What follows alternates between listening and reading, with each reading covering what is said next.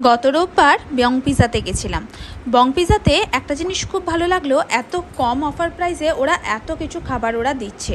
তার মধ্যে বিভিন্ন রকম snacks, starter item plus main course item ছিল, কিন্তু ডেজার্ট আইটেমের মধ্যে কিন্তু একটাই ছিল।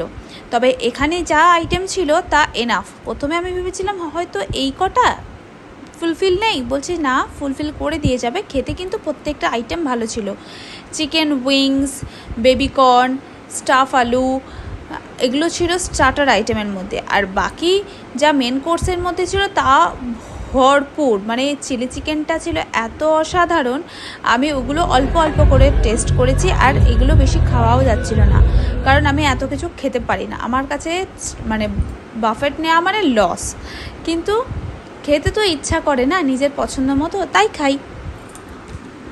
এখানে প্রাইসটা ছিল 399 প্লাস জিএসটি। তার মধ্যে স্টার্টার আইটেম ছিল প্রায় 7-8 রকমের, আর মেন কোর্সের মধ্যে প্রায় 10-12 রকমের মেন কোর্স ছিল। কিন্তু ডেজার্ট আইটেমের মধ্যে কিছু ছিল না, শুধু টেবিলে ওরা আইসক্রিম দিয়ে দেবে, যে কোনো ফ্লেভার নয়, 2-in-1 ফ্লেভার।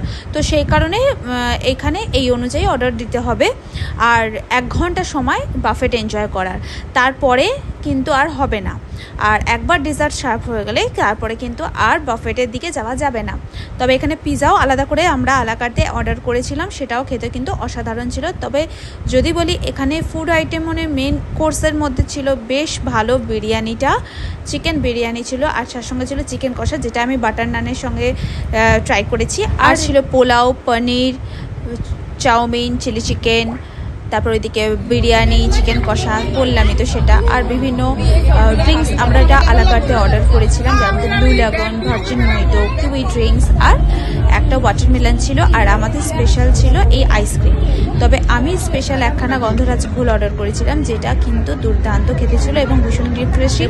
সব কিছু খেয়ে মোটামুটি বিল আমাদের হয়েছিল একদম পকেট ফ্রেন্ডলি, আর অ্যাম্বিয়েন্সও ছিল বেশ এনজয় করার মতো।